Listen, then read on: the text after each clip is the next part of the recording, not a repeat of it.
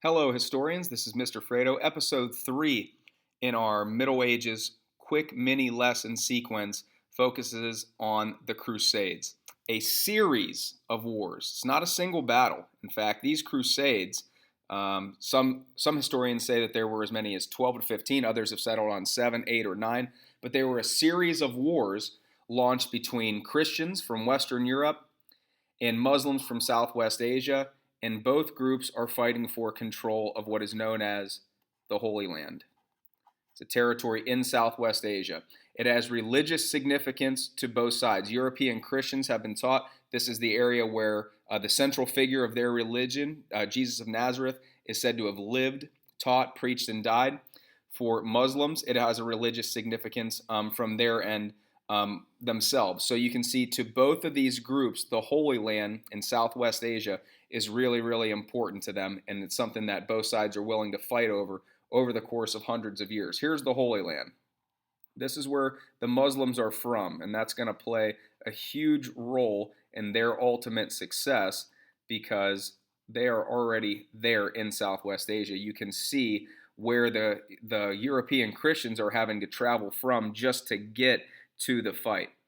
Okay, in general, though, both groups want to be able to have safe access to it. The Muslims because it's where they live, and the Christians because they want to be able to take a pilgrimage there. It's a journey to a religious place to deepen their understanding and deepen their religious experience.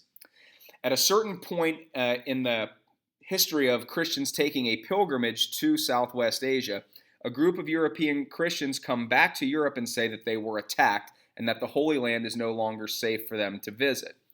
Because of how important Christianity and soon Catholicism was throughout Western Europe and throughout other parts of Europe as a whole, this causes alarms to go off all throughout Europe. And you have the Catholicism in the West and Orthodox Christians in the east of Europe. They actually join forces and they're going to unite in order to travel to the Holy Land to try to defeat the Muslims to take control of that territory.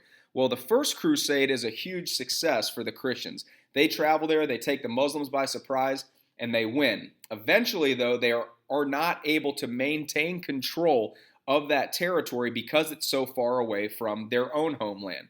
So really, by the second, third, fourth Crusades, in between the first and second, the Muslims had regained control. Every crusade after that is a huge disaster for the Christians for a variety of factors. Number one, the Muslims have a distinct home field advantage. They don't have to travel to get there. Many of these Christian crusaders died just along the way because it's thousands and thousands and thousands of miles just for them to get to the fight. The Muslims also had better leadership. Remember, the European Christians were coming from different areas, so there were different leaders kind of competing against one another in terms of battle strategies. The Muslims, on the other hand, were unified, and that gave them more consistency in battle. The Muslims also have a huge advantage in terms of the climate. This is a desert. You're not going to find very many places throughout Western Europe or really Europe as a whole that's going to be able to replicate that climate. So the Muslims have another extreme advantage in that regard. And also, again, because of that home field advantage, because they don't have to travel, the Muslims simply outnumber them. So after hundreds of years of fighting, the Crusades actually end exactly as they began. The Muslims control access to the Holy Land because that is where they're from. And really, it's a couple hundred years of fighting that doesn't create a whole lot of change in terms of control, but it does result in some major changes that are going to be brought back to Europe. Some of these Greek and Roman ideas that had been destroyed throughout Western Europe but were preserved in the Holy Land, they're brought back to Europe and reintroduced for the first time in hundreds of years. And that's going to be ultimately something that helps the Europeans start the Renaissance.